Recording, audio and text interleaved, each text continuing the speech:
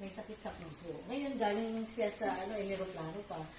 Mindanao, no? Kami magkapatid, nagulat pumunta kami sa heart center lahat. At yung kapatid ko may sasakyan kami nandun, tinawagan ni Manny yung si Sir. Bago lang kami doon sa Purbac. Sabi ko, wala, ano ba yun? Isasangla namin magbibenta ng lupa para Nanay, mahal nilang nanay nila.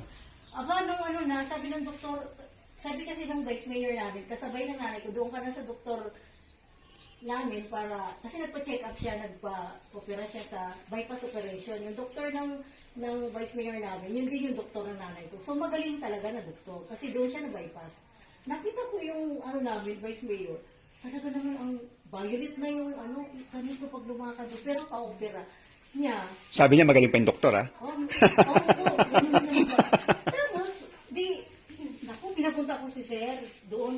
Doon kami sa Jollibee kasi bawal po doon. Heart center na po yan, katabi ng Jollibee. Kaya kami dumating. Hapon na po kami na-check up. Ang haba ng pila sa heart center. Pumunta kami sa Jollibee. Pinahira ko. Buti si Sir mabait. May product siya. May dala ako pang sample. Pinahira ko sa spa dito. Tapos at hindi lang yun. Pati yung mga kapatid ko rin. Nagpahid din. Na hindi ko alam, sinikreto niya. Meron pala silang almoranas. Pati almoranas gumaling. May almoranas. Kasi tingin-tingin. May almoranas. Saan kapatid ko na wala? Nata sa CR. Nagkuha sila. Tapos sa CR. Wala akong pakialam kasi yung nanay ko talagang inintindi ko. Kasi nga, linihim ng kapatid ko, siguro nahiya sa almoranas. Sabi, pati yung dalawa. Wala lang. Tapos yung nanay ko talaga pagdating ko sa hospital, bumalik na kami. Naku, pinaka-last kami. Second to the last na check-up. Sabi ng doktor, kayo pala nanay. Tingnan, yung maano ang ng heart mo. Tapos sabi, bakit gano'n? Parang talagang, tingnan natin yung blood pressure. Parang dalaga, hindi nagulat kami. Pero, Agnes, pasensya na, hindi ko na-record kanina. Bali yung mother mo for operation na sa pamamaga ng puso, di ba? 800,000 pinaghahanda. Okay. Sabi ko, grabe naman yun. Hindi namin sinabi sa doktor na kanina. May pinahid, do. Sabi niya, wala lang. Tapos sabi ng doktor, test, laboratory.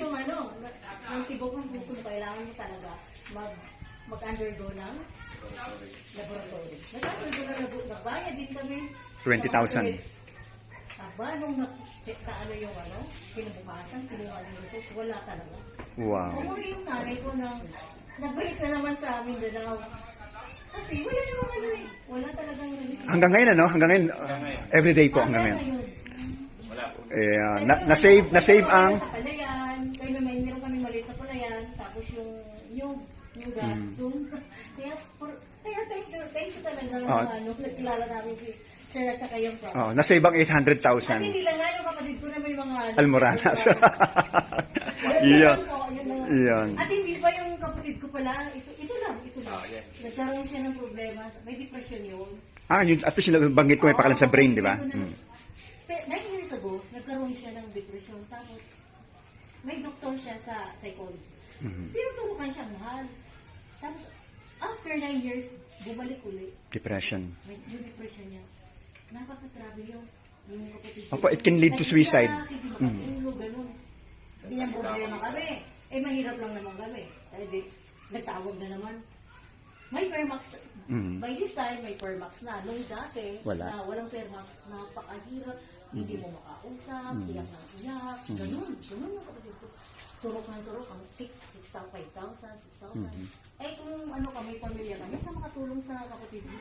Ang ginawa namin mag-asawa, pinadala namin in LBC. So talagang nagtatantrum yung kapatid ko, iyak ng iyak daw. Tapos magdamag, hindi matulog. Tapos nung nakarating na after 3 days yung LBC, nagulat kami. Sila rin nagulat din sila kasi napakabilis talaga yung recovery niya. Ilan yun, Daddy? Sabi nyo kanina, 3 days lang. 3 days. Tapos, siya na mismo ang tumawag na before daw, hindi mo makausap talaga. Wow. Kaya sabi ko, grabe yung product talaga. Palakpak. Hindi matatawaran. Palakpak tayo yan. Yun. Hindi na ako mapalakpak.